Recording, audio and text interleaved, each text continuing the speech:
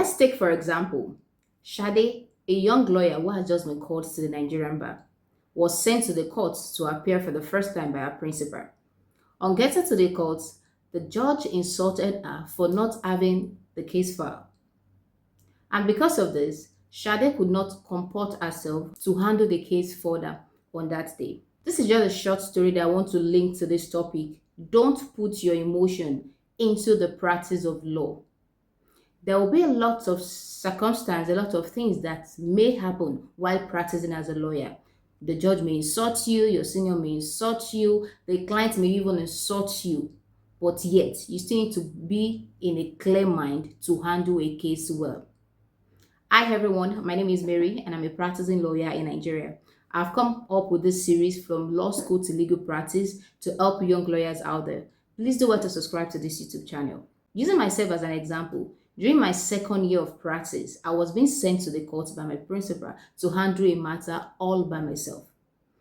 I did well. Kudos to myself, I did well. And during the latter part, when we were about to adjourn the matter, so the court asked, what is this matter to be adjourned for? So I was like, yes, my lord, to call our second witness.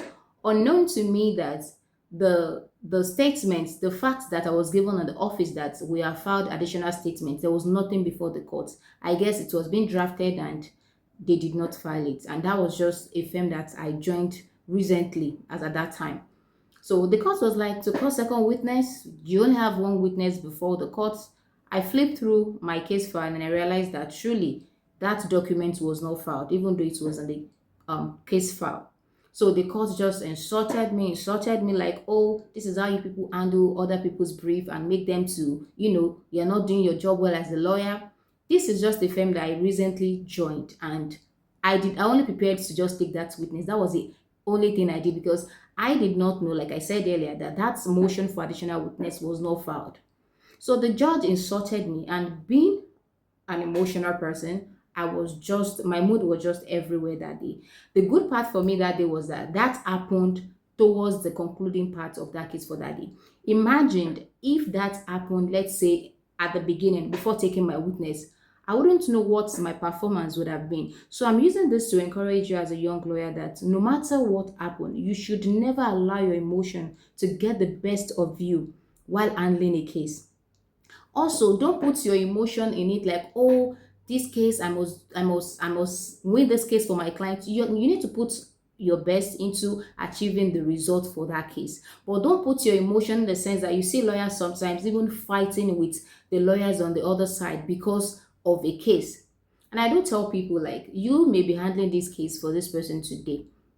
You can't say whether the lawyer on the other side will be someone you will need some sort of favor from in another case, like a different case entirely. That is why you don't take things too personal when it comes to case. Do your work diligently.